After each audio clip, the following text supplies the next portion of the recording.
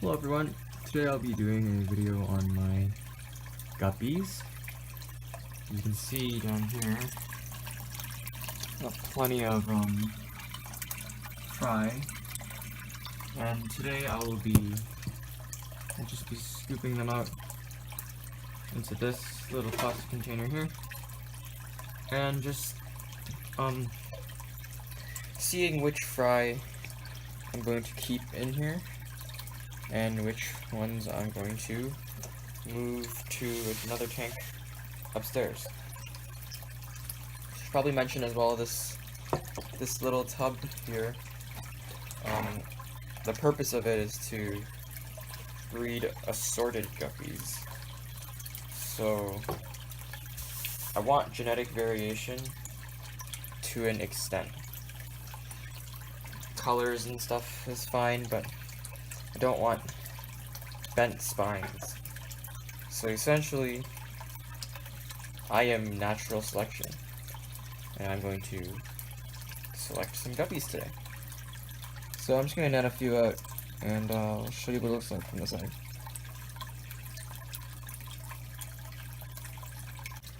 So I scooped out a bunch of them.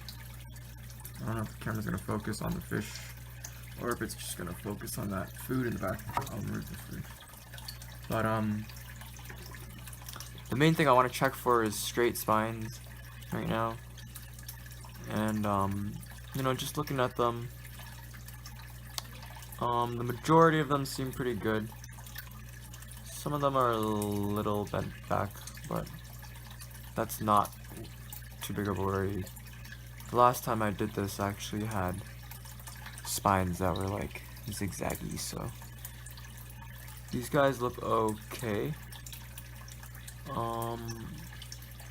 The older they get, the easier it is to really tell the gender. But if you can see, there's three of them in here. I know it's really hard. There's 3 or 4 of them in here that are exceptionally, not exceptional, but they're larger than the rest. How about I'll scoop out the rest so you can actually see what I'm talking about.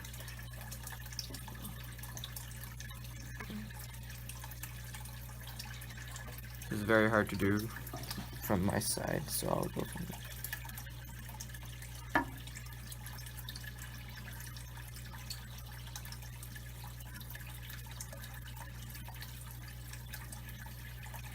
Okay.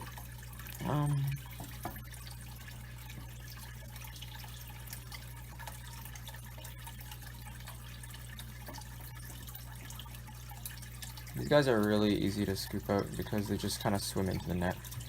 If you have things like tetras and cories or things like that, they're a little harder to do because they're a little more skittish.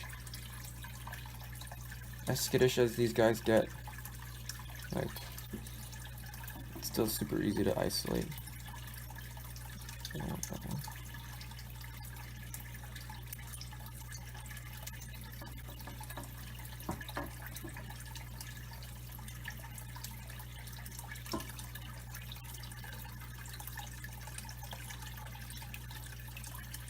I'm almost there.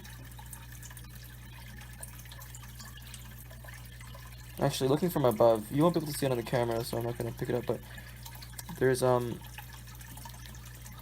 lot of different colors in here. I started out with a bunch of females, I think around 9 females and 3 males, and had a lot of different colors in those females. I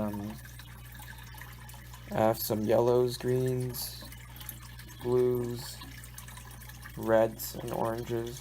So pretty much every color, except for like pink. But okay, these guys are a little place harder to get. But turns out that most of the first group of babies are actually red. They got red tails, red orangish tails. So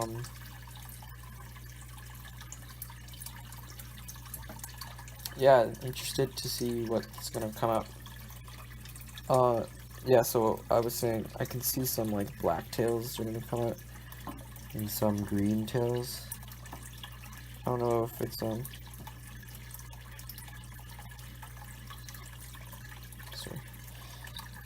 if it's just luck or if the female green one gave birth. It's really hard to know who's whose kid, who is whose kid, because of just how many there are. Okay. Here we go. I'll zoom in. These are female. That's what I believe. Oops. How do I know that? Because if you look at the bottom fin, let me put a white background on this.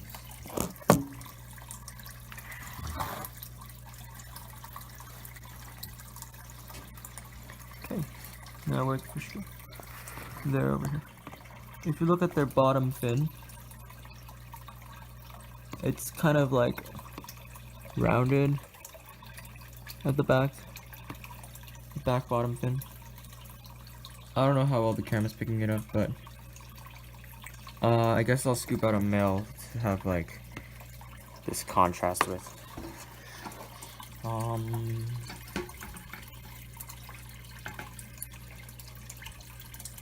Yeah, like guppies are like the easiest thing to net. But there's a male. He's kind of freaking out because I kind of netted him. But if you look underneath him, near the back, there's kind of like that spirally thing. I believe that's called a gonopodium. So if your guppy doesn't start developing that spirally thing, chances are it's a female. Also, you see the dot. There's like a dark dot at the back of some of them. Like, this one right there in the corner, there's a dot. That's called a gravid spot. And males don't have gravid spots. Only females do. So, yeah. Anyways, this is one of the males that I actually chose. What I like about him is that he's got a nice straight spine. He's got some really cool colors going on as well. Kind of like chrome almost. Like under the light, he's kind of like rainbow. I didn't notice that. But he's also got a really good, like deep orangish color. And again, the purpose of this tub isn't to breed the best strain of whatever guppy, but it's to have good genetic variation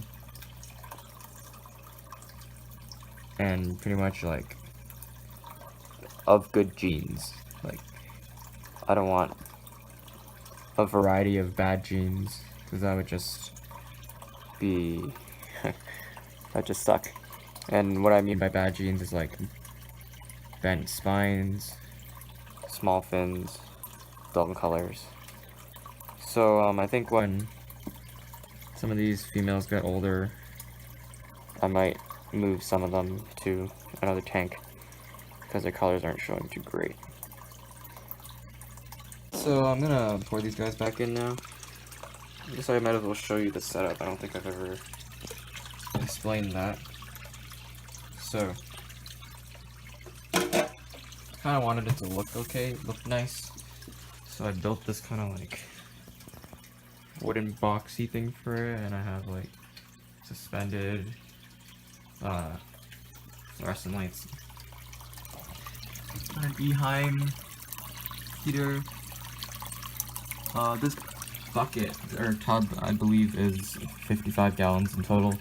So right now I have about I'm gonna say like 45 gallons, 40 to 45 gallons full. This used to have what did it used to have? It used to have a water lotus or red tiger lily in it, but it wasn't doing very well for some reason. And I thought that thing was gonna die but like the smaller version right here, it's very much alive, so I guess that's good. The only problem now is that it's beside this other one that's probably like triple the size. And not really sure why it's growing out. I'm not trimming it at all. I was more thinking that it would grow like up, but if anyone knows why, that could tell me. That'd be pretty cool. I got some snails in here. There's one on this. It's just like the ram's horn snail. You know, it's a very generic snail. A lot of people think these are pests, but they don't eat my plants, and they're not really harming anyone. And this tub isn't like super aesthetically pleasing from the side view anyways, because like you can't even see them. So like I'm not too annoyed that they're in here, and I can use them as food for my turtle fern as well. This is hornwort, I'm gonna say. And yeah, for those of you who are wondering how I'm keeping Fry with the adults, it was a long process of getting the adults used to the Fry. So how I did it was, and this is how I did it, I don't know if it's like scientifically proven. Sorry about this wood, by the way. I don't know if it's scientifically proven or if like there's anything that supports why it works, but like my mentality behind it was like, if they have babies and then the babies grow up to be too big for them to eat, like they're not gonna think that their babies are food the next time they have babies.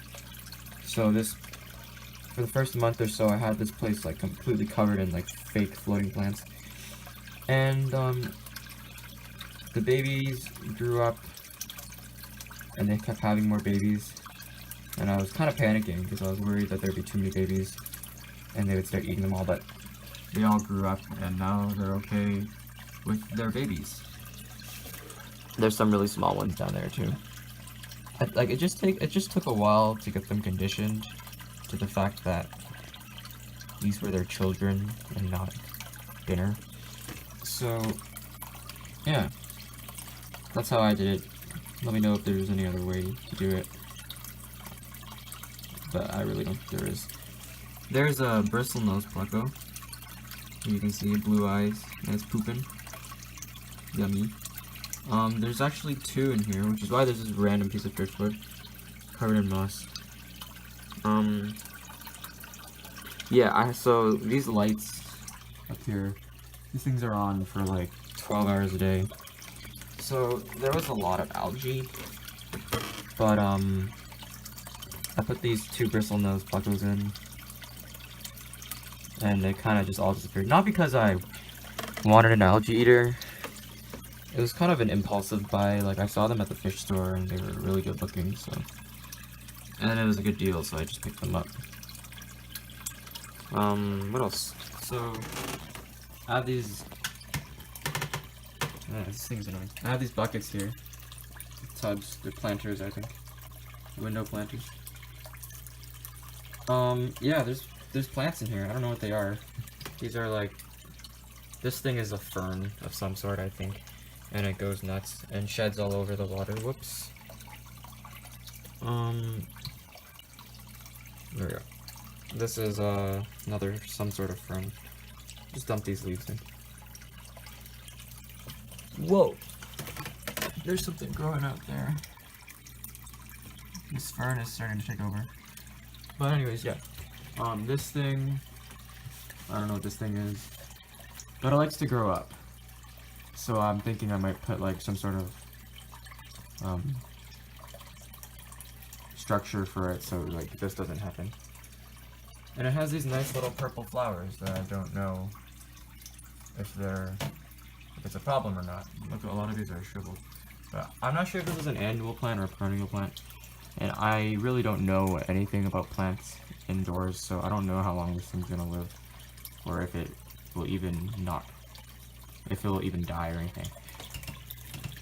I believe this is some sort of like ivy, but I'm not 100% sure. I got a lot of it. And this thing is just growing forward. I was really hoping that they would like all grow like down here and they cover these hideous boxes. Like this fern is like the model plant. This is my model child right here. But yeah, if this thing once, I think it's gonna start filling in here. I have a pothos leaf back here, but like, oh, it's actually spreading a new leaf. Just kidding. Yeah, this pothos leaf, it's just a leaf. It hasn't really, I don't know if it has roots, and I don't know if it's really growing into a new plant. I water it, and that's it. Those of you wondering what this yellow thing right here is, it's actually one of those like things that people use to catch like flies and stuff. There's one right there. I don't know what it is. There's also a spider that got stuck. Yeah, I got a aqua clear. I believe it's a 110, but I'm not sure. This got some floating plants. It's not frog bit, so I'm not really sure what it was. I think it's some sort of floating fern, but it's not doing too hot. Can't really tell in the video, but like, it looks like it's dying. Maybe if I zoom in, you'll see that it's dying. It's like yellow on the outside. But yeah, this is my guppy pond. That was how I sex guppies and how people sex guppies. And what I do when I'm looking for fish to take out. Thanks for watching, and I'll see you guys in the next video. Sorry I haven't uploaded in a while. I've been very busy with university life.